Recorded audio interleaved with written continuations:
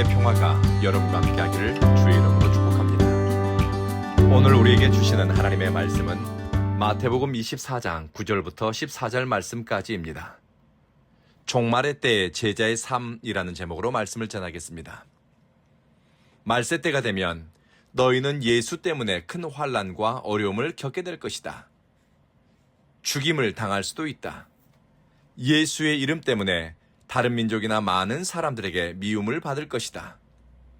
상황이 이렇게 되면 많은 사람들은 걸려 넘어질 것이고 실족하게 될 것이다. 핍박과 박해가 일상이 되면 사람들은 살 길을 찾는데 서로를 넘겨주고 배신하고 서로를 미워하게 될 것이다. 형제 자매를 팔아넘기고 배신하는 것이 내 생존의 수단이 된다면 인간은 그렇게 선택할 수 있는 존재입니다. 말세 때 사람들은 그렇게 할 것이라고 우리 주님은 말씀하셨습니다.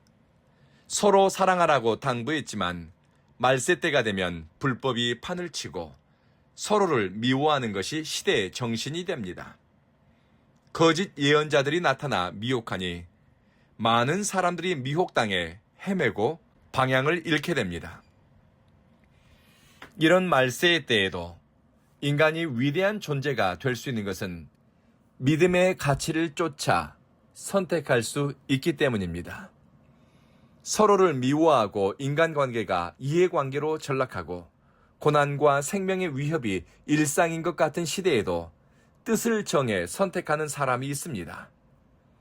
예수님은 이 사람을 가리켜 끝까지 견디는 사람이고 구원을 얻는 자라고 불렀습니다. 오래 참음과 신앙의 능력은 나중에 말씀드리기로 하고 먼저 박해받는 현실 혹은 믿음 때문에 루저처럼 전락한 상황이 실패의 증거는 아니라는 것입니다. 예수 때문에 곤란한 일을 당하고 예수 때문에 쫓겨나거나 어려움 당하는 것은 오히려 내 삶이, 내 방향이 복음의 길, 주님이 보내신 길 위에 있다는 증거가 됩니다. 환난당하고 생명의 위협을 받고 주위 모든 사람에게 미움을 받는 현실, 상상하기도 싫고 만약 이런 삶을 살아야 한다면 성령님이 도움을 주지 않으면 한 달도 일주일도 혹은 하루를 버텨내는 것도 고통입니다.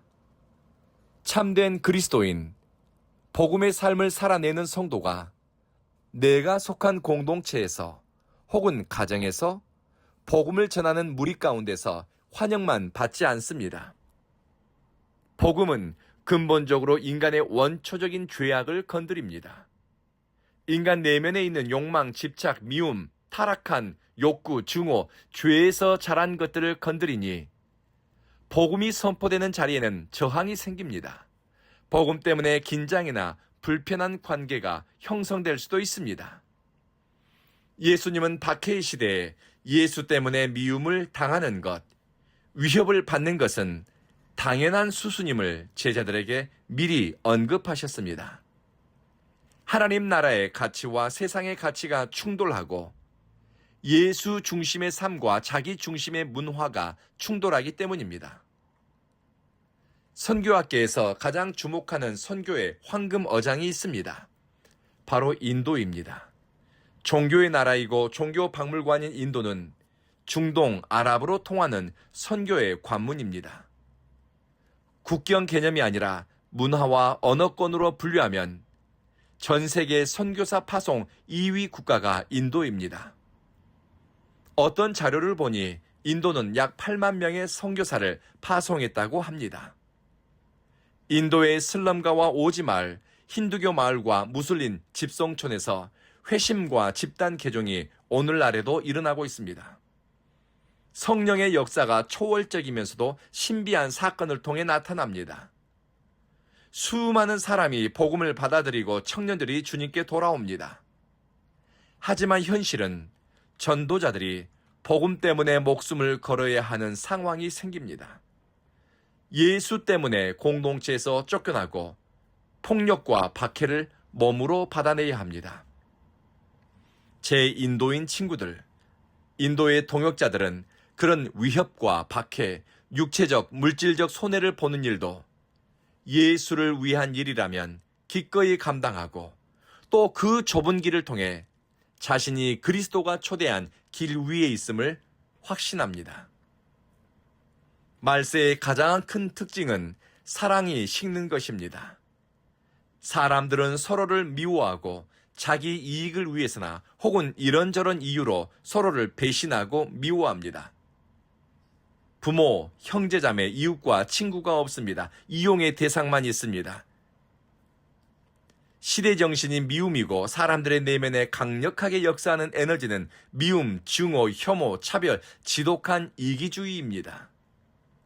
바울은 디모데에게 말세에 고통하는 때가 이르면 사람들은 자기를 사랑하고 돈을 사랑할 줄 알지 부모를 거역하고 감사하지 않는다고 디모데에게 썼습니다.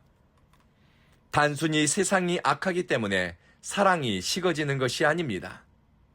사람들의 의식이 두려움에 사로잡히고 자기 보호 본능에 모든 에너지가 집중되기 때문입니다. 이 상황이 되면 나만 보이지 이웃도 친구도 심지어 부모 형제도 눈에 들어오지를 않습니다. 예수님은 이 시대를 가리켜 불법이 성한 시대, 불법이 판을 치는 시대라고 정의했습니다. 이 시대에 하나님 두려워하는 마음도 말씀이 정한 경계도 거룩한 삶에 대한 공감대도 사라졌습니다. 선택의 기준은 자기에게로 굽어져 있고 모든 시선은 자기에게로 모아져 있습니다. 말세 때가 고통스러운 것은 영혼이 궁핍하고 사랑의 가치가 소멸되고 우리에게 임하는 하나님 나라가 보이지 않으니 살 소망이 끊어진 현실입니다. 예수님은 중요한 신앙의 원리를 제자들에게 들려주셨습니다. 그러면 어떻게 해야 이 종말의 때와 같은 시대를 잘 넘어설 수 있을까? 어떻게 하면 이렇게 끔찍하고 고통스러운 상황과 시간을 이겨낼 수 있을까? 주문을 외우면 고통이 사라지거나 순식간에 상황이 바뀌는 일은 없습니다. 주님은 이렇게 말씀하셨습니다. 끝까지 견디는 자야말로 구원을 얻으리라. 끝까지 견디는 사람이 구원에 참여할 사람입니다. 오래 참음과 인내로 너희 구원을 이루라고 이 구절을 번역하기도 했는데요. 이 말씀의 핵심은 단순히 버티는 것이 아닙니다. 신앙의 뿌리가 그리스도에게로 향하고 삶의 중심이 그리스도에게 연결되어 흔들리거나 어긋나지 않고 그 자리를 지켜내는 것입니다. 미움과 의문의 영이 문화 속에서 시대의 정신으로 역사할 때도 그리스도를 붙잡고 있으니 사랑의 가치, 믿음의 원리를 따라서 일상을 살아냅니다. 구원에 이르는 오래 참음은 상황에 등 떠밀려가는 부평초 인생과 믿음이 아니라 예수 그리스도를 위해 견디고 선택하고 그리스도 안에 생각과 삶이 머무르는 것입니다. 이 믿음의 저력, 인내의 깊이, 사랑의 견고함은 거저 자라거나 손쉽게 얻어지는 것이 아닙니다. 우리에게 주어진 오늘 평범한 일상을 그리스도를 중심으로 살아내고 하나님의 영광을 위해 선택하는 움직임과 삶의 결이 모여 성장하고 자라갑니다. 오늘 기도하실 때 흔들리는 상황이나 불편하고 외면하고 싶은 조건을 마주했을 때 예수 안에서 믿음의 중심을 견고히 붙잡아 상황을 돌파할 수 있는 능력을 구합시다. 두려움과 시대 정신에 길들여지지 않고 하나님의 영광을 위해 선택함으로 믿음의 진보, 영적 성장을 이루기를 열망합시다. 인내가 자라고 사랑의 깊이와 넓이가 자라기를 겸손히 구하면서 오늘을 시작하겠습니다. 기도하겠습니다. 자비하신 주님, 사랑이 식어지고 사랑의 소통을 이어갈 대상이 없는 사람은 어쩌면 이미 종말의 때를 살고 있는지도 모릅니다.